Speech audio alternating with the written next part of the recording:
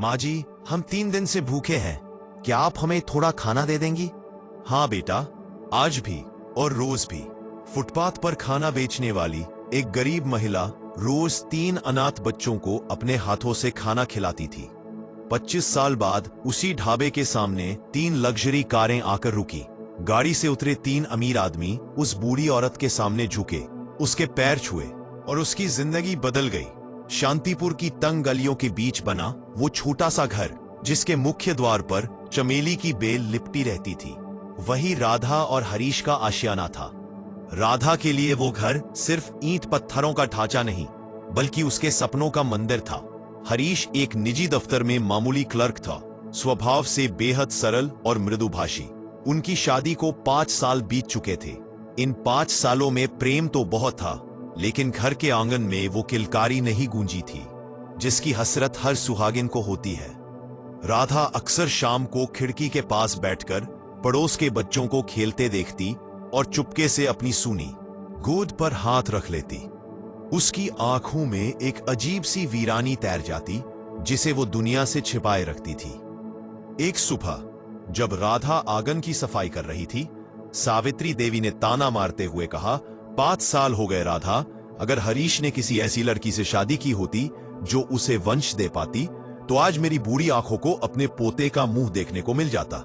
हरीश अपनी पत्नी की खामोश पीड़ा को समझता था। एक रात उसने राधा का हाथ थामकर कोमल स्वर में कहा, राधा, मैं तुम्हें इस घुटन भरे माहौल से दूर ले जाना चाहता हूं। चलो कुछ दिन मनाली की वादियों में बिताते हैं। राधा ने मना करने की कोशिश की, लेकिन हरीश की आंखों में छिपा प्यार उसे रोक न सका। मनाली की बर्फीली हवाओं और पहाड़ों की ऊंचाइयों के बीच उनके 10 दिन किसी जादू की तरह बीते। वहीं एक पुराने शिव मंदिर की सीढ़ियों पर उनकी मुलाकात एक सिद्ध बाबा से हुई। सफेद दाढ़ी और शांत आंखों वाले बाबा ने जैसे राधा का अंतर्मन पढ़ लिया। राधा की व्यथा जानकर बाबा ने कुछ पहाड़ी जड़ी बूटियां दी और सिर पर हाथ रखकर आशीर्वाद दिया। धैर्य रख बेटी। मनाली से लौटने के बाद राधा के दिन बदलने लगे। उसे अक्सर थकान महसूस होती, सुबह सुबह जी मिचलाने लगता। एक दोपहर घर की सफाई करते हुए उसे तेज चक्कर आया और वो फर्श पर बेहोश होकर गिर पड़ी। उसी वक्त हरीश के फोन पर दफ्तर से कॉल आया। एक बड़े प्रोजेक्ट में तकनीकी खराबी आ गई थी। मजबूरी में उसने राधा का माथा चूमते हुए कहा, मैं जल्दी लौटूंगा। राधा अकेले क्लिनिक पहुंची। डॉक्टर ने टेस्ट किए और मुस्कुराते हुए कहा, मुबारक हो राधा जी, आप मां बनने वाली हैं। राधा को लगा जैसे पूरी कायनात थम गई हो। फोन उठाते ही वह सिसकते हुए बोली, हरीश, हम मां बाप बनने वाले हैं। बाबा का आशीर्वाद सच हो गया। लेकिन तभी फोन के दूसरी ओर जोरदार चीख और धातु टकराने की भयानक आवाज आई। कुछ देर बाद एक अज्ञात नंबर से कॉल आया। क्या आप हरीश जी की पत्नी है? हाईवे पर भयानक एक्सीडेंट हुआ है। हरीश जी अब नहीं रहे। फोन और प्रेगनेंसी रिपोर्ट राधा के हाथ से गिर पड़े। बारिश की बूंदों ने उस रिपोर्ट को भिगो दिया। अस्पताल का वही गलियारा जहां कुछ घंटे पहले मातृत्व की खुशी थी, अब श्मशान सा सन्नाटा था। डॉक्टर ने भारी स्वर में कहा, आपका गर्भपात हो गया है। उसी दिन सावित्री देवी आई और जहर उगलते हुए बोली, तू अपशगुन है, मेरे बेटे को खा गई। 3 दिन बाद राधा को अस्पताल से छुट्टी मिली, लेकिन उसके पास लौटने को कोई घर नहीं था।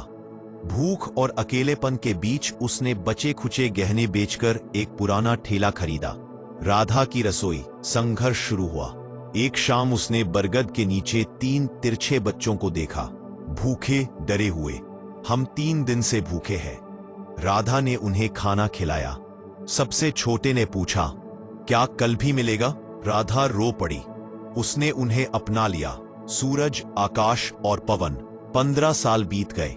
राधा बूढ़ी हो गई, लेकिन उसकी रसोई उम्मीद बन गई। तीनों बच्चे काबिल बने। एक दिन साजिश रची गई। झूठ बोला गया। तीनों बेटे उसे छोड़ गए। राधा फिर अकेली रह गई। सालों बाद सच्चाई सामने आई। 3 काली रोल्स रॉयस उस झोपड़ी के सामने रुकी। तीनों बेटे मिट्टी में बैठकर रो पड़े। मां, हमें माफ कर दो। राधा ने कांपते हाथों से उनके सिर सहलाए। मैंने तो तुम्हें कब का माफ कर दिया था। आज राधा एक आश्रम की रसोई संभालती है। उसके पास हजारों बच्चे हैं और हर शाम उसके 3 बेटे उसी के हाथ की रोटी खाते हैं। हरीश की तस्वीर आज भी मुस्कुराती है। दोस्तों, आपको यह कहानी कैसी लगी? कमेंट में जरूर बताइए। वीडियो पसंद आए तो लाइक और शेयर करना न भूलें और बताइए आप यह कहानी कहां से देख रहे हैं।